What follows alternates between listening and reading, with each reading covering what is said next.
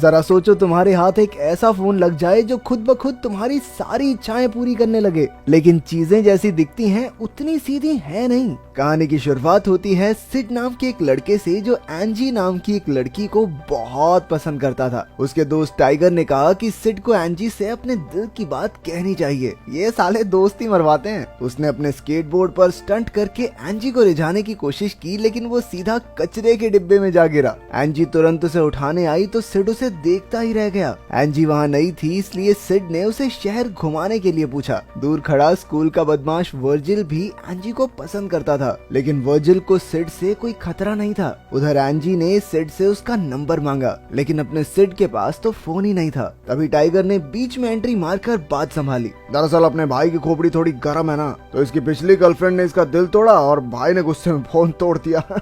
Naughty है भाई। फिर वर्जिल की गाड़ी की आवाज सुनकर एंजी अपनी दोस्तों के साथ चली गई। घर पहुंचकर सिड ने अपनी माँ से अपना जन्मदिन मनाने के लिए पैसे मांगे। उसकी माँ उसे सिर्फ 30 यूरो ही दे पाई। इसके बाद सिड गिरता पड़ता एक रेस्टोरेंट में पहुंचा जहां उसे काम के लिए देरी हो रही थी। उसके बॉस फ्रिट्ज ने गुस्से से कहा, टाइम से आ जाया कर वरना टांगे निकाल के पिछवाड़े में घुसा दूंगा, परेशानी बहुत होगी। जाते समय जब सिड ने तनख्वाह मांगी तो फ्रिट्ज ने उसे 100 यूरो दे दिए, लेकिन बाद में पता चला कि वो नोट तो नकली था। अब सिड एक दुकान पर फोन खरीदने पहुंचा। उसके पास बस 30 यूरो ही थे, इसलिए उस अजीब से दुकानदार ने उसे काफी पुराने से फोन दिखाए, लेकिन उसे उनमें से कोई भी पसंद नहीं आया। आखिरकार वो दुकानदार पीछे से एक रहस्यमय डिब्बा लाया जिसमें से धुआं निकल रहा था। उसमें एक चमकता लाल फोन था जिसके 2 सींग थे। सिड ने तुरंत पैसे दे दिए, लेकिन पता चला कि ये फोन तो चलता ही नहीं। नोट ले लिया वो नकली, फोन ले लिया चलता नहीं, क्या आदमी है ये। सिड ने अपने पैसे वापस मांगे, लेकिन अचानक से फोन चल पड़ा और उसकी तस्वीर खींच ली।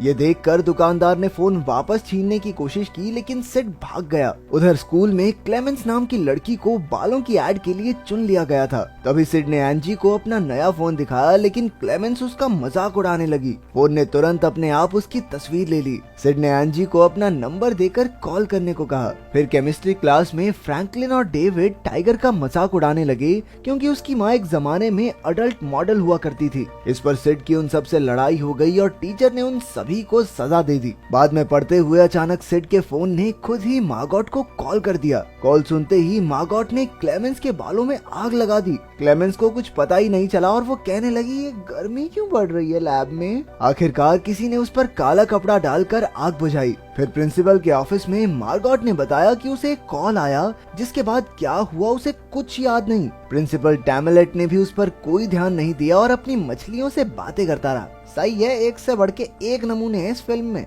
घर पर सिड एंजी से अपने दिल की बात कहने की प्रैक्टिस कर रहा था और उसे पता ही नहीं चला कि फोन ने एंजी को कॉल कर दिया है। जब फोन पर एंजी ने हेलो कहा तो सिड ने घबराकर झूठ कह दिया कि मैं तो किसी नाटक की तैयारी कर रहा था, ऐसे इतनी जल्दी प्यार व्यार थोड़ी हो जाता है।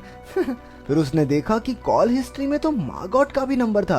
अगले दिन सिड ने टाइगर को बताया कि उसके फोन ने खुद ब खुद ही एंजी और मार्गोट को कॉल किया था, लेकिन टाइगर कहने लगा, छोड़ी बच्ची हो क्या, समझ नहीं आता, तूने ही गलती से कॉल किया होगा। अचानक मैथ्स टीचर ने सिड के सर पर चौक फेंक कर एक सवाल पूछा। सिड को जवाब नहीं पता था, लेकिन तभी उसके फोन पर अपने आप जवाब दिखने लगा। टाइगर ने भी ये देखा, लेकिन टीचर ने उसे कैलकुलेटर इस्तेमाल करने के लिए डांट दिया। उसने फोन छीनकर खिड़की से बाहर फेंक दिया। क्लास खत्म होने के बाद सिड भागकर फोन लेने गया तो वो एकदम ठीक पड़ा था। वो दोनों सोचने लगे कि आखिर फोन को ये जवाब पहले से ही कैसे पता था। उस शाम मैथ्स टीचर को एक फोन आया, जिसके बाद वो वहीं जम गया। अगली सुबह सिड ने उठकर देखा कि उसके फोन पर जन्मदिन की बधाइयां चल रही थी। स्कूल जाते हुए सिड ने टाइगर को बताया कि उसके फोन ने खुद ही उसे जन्मदिन की बधाई दी, जबकि उसने तो अपने जन्मदिन की तारीख फोन में डाल भी नहीं रखी। टाइगर को इसमें कुछ गड़बड़ लगी, इसलिए उसने सिड को फोन फेंक देने को कहा, लेकिन सिड क्यों मानने लगा, उसे तो इस फोन से बहुत फायदा हो रहा था। फिर टाइगर ने फोन से केमिस्ट्री क्लास में हुई लड़ाई की सजा से बचने को कहा। उसी वक्त सिड के फोन पर प्रिंसिपल की असिस्टेंट का फोन आया, जो सिड को प्रिंसिपल समझ रही थी।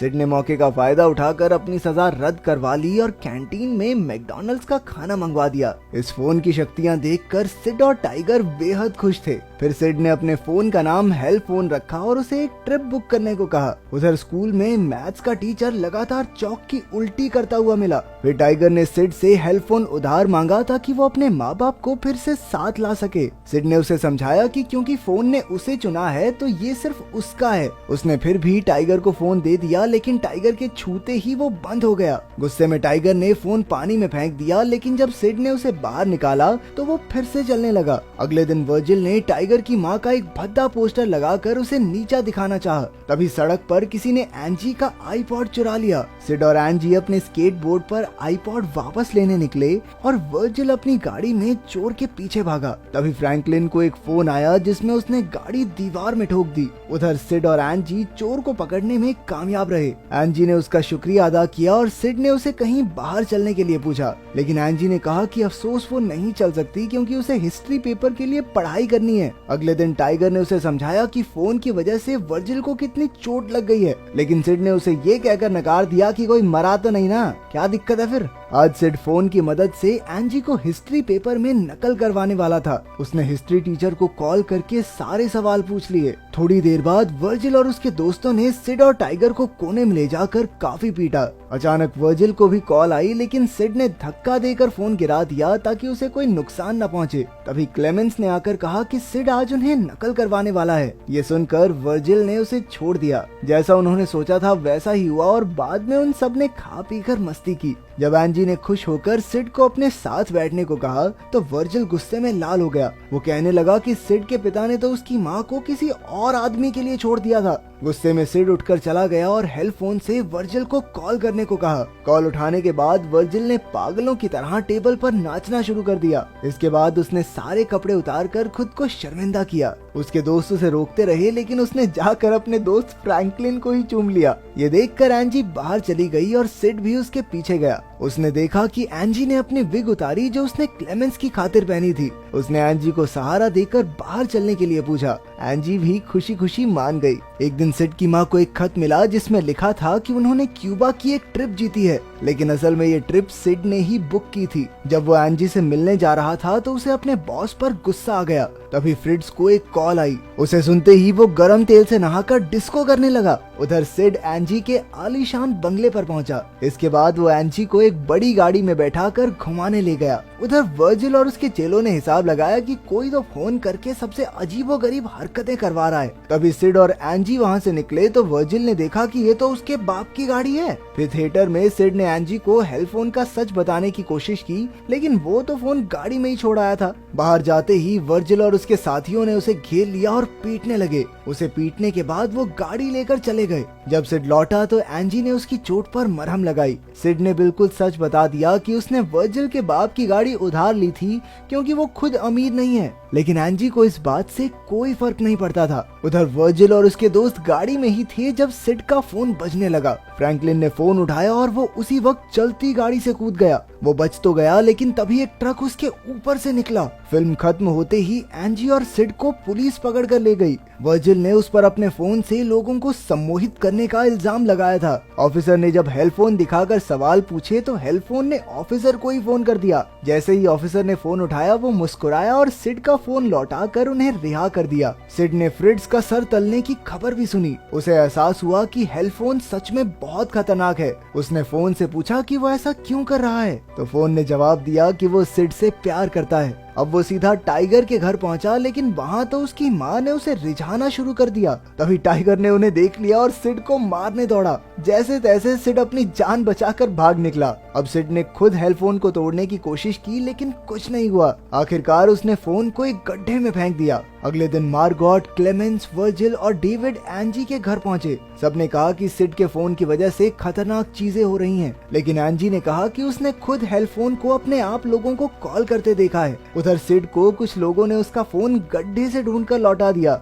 फिर टाइगर आया और उन्होंने अपना मनमुटाव दूर करके एक साथ इस मुसीबत से निपटने का फैसला किया। तभी हेल्प फोन ने सिड को ही फोन कर दिया और कहा कि उसका अगला शिकार एंजी है। ये फोन कुछ ज्यादा आरामी नहीं हो रहा। जब एंजी के घर फोन बजा तो घबराते हुए क्लेमेंस ने फोन उठाया। फिर उसने हकलाना शुरू कर दिया और बाकी सब डर गए, लेकिन वो तो बस मजाक कर रही थी। फोन पर एंजी की माँ ने उसे गैस बंद करने को कहा। फिर मार्गोट की माँ का कॉल आया तो उसने फोन सुनकर वर्जिल को पकड़ा दिया और फोन के कंट्रोल में आकर वो चाकू की चोट की वजह से मारी गई। वर्जिल ने उबलती गोंद अपने सामने खड़ी लड़की पर फेंक दी, लेकिन डेविड ने वर्जिल को बेहोश कर दिया। मार्गोट का फोन फिर से बजा और एंजी के कुत्ते ने फोन उठाया। इसके बाद उसने डेविड को बुरी तरह काट लिया। कुत्ते ने फोन उठा लिया, वाह। तभी सिड और टाइगर भागकर वहां पहुंचे। बेचारी एंजी अपनी ही माँ से लड़ रही थी। उन्होंने जैसे तैसे उसकी माँ को बेहोश किया और एंजी ने बताया कि बाकी सब मारे जा चुके हैं। उन्होंने मशीन में फोन तोड़ने का फैसला किया, लेकिन सम्मोहित हुए वर्जिल ने उनका रास्ता रोका। सिड उसका सामना करने लगा और बाकी लोग मशीन का पासवर्ड सोचने लगे। वर्जिल ने आरी से सिड पर वार किया, लेकिन सिड किसी तरह बच निकला और उनकी लड़ाई के बीच वर्जिल मारा गया। उधर सिड ने एंजी का नाम पासवर्ड में डालने को कहा। तरकीब कामयाब रही और फोन टुकड़े टुकड़े हो गया, लेकिन धीरे धीरे वो फिर से हेल्प फोन में बदल गया, इसलिए सिड ने उसे उठा लिया। अब वो सब सीधा स्कूल पहुंचे, लेकिन फोन ने एक साथ सारे बच्चों को कॉल कर दिया। एंजी ने चिल्लाकर किसी को भी फोन न उठाने के लिए कहा, लेकिन प्रिंसिपल ने आकर अपना फोन टीचर के कान पर लगा दिया, जिससे वो वहीं मर गई। ये देखकर सभी बच्चे भाग निकले, लेकिन हजारों बच्चे अब सिड और एंजी को मारने आ रहे थे। छिपते छिपाते उसे आइडिया आया और उसने अपना फोन लिक्विड नाइट्रोजन टैंक में डाल दिया, लेकिन सम्मोहित हुए प्रिंसिपल ने उसे फिर बाहर निकाल लिया। तभी टाइगर ने बच्चों के झुंड को पार करते हुए फोन छीना, लेकिन एक बच्चे ने अपना फोन उसके कान पर लगा दिया ताकि वो भी सम्मोहित हो जाए, लेकिन टाइगर ने फिर भी फोन टैंक में डाल दिया। आखिरकार फोन जम गया और टाइगर ने बताया कि उसने पहले ही कान में रुई डाल ली थी। सिड ने टाइगर को जोर से गले लगा लिया और एंजी ने भी अपने प्यार का इजहार किया। जल्द ही उन्होंने एक समुद्र में टैंक को हमेशा के लिए डुबा दिया। तो क्या खतरनाक होने के बावजूद तुम ऐसा ताकतवर फोन पाना चाहते हो? कमेंट्स में जरूर बताना। मिलते हैं अगली वीडियो में।